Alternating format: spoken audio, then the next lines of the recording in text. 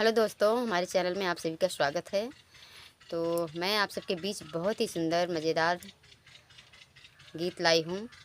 आप लोग सुने और कमेंट में ज़रूर बताइए। पहले इसे लास्ट तक ज़रूर सुनिएगा, बहुत ही आनंद मिलेगा आपको।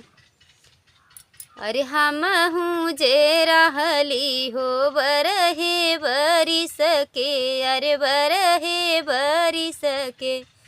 अरे पियावा तो 40 बे 42 रे ललनावा।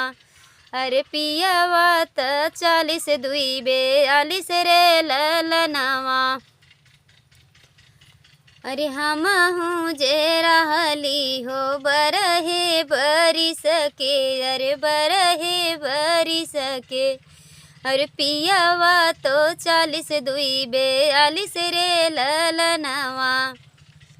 अगुआ के आँख फूटे, अगुआ इनके आँख फूटे, अगुआ के आँख फूटे, अगुआ इनके आँख फूटे। अरे नाही समझे सदिया करावत रे ललनावा। अरे नाही देखे बत सदिया करावत रे ललनावा। अरे हम हूँ जे रहली हो बरहे बरिस के, अरे बरहे बरिस के। अरे दुलहे त 42 बे 42 रे ललनावा। अरे पियावा तो 42 बे 42 रे ललनावा।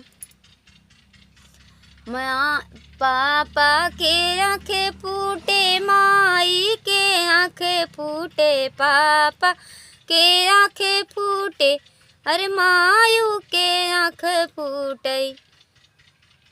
अरे नाही देखे कन्यादान कर रे ललनावा।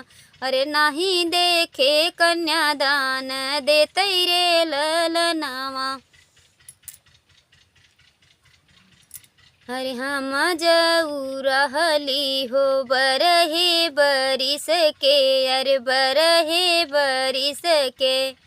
अरे पियावा तो 42 बे 42 रे ललनावा। अरे पियावा तो 42 बे 42 रे ललनावा।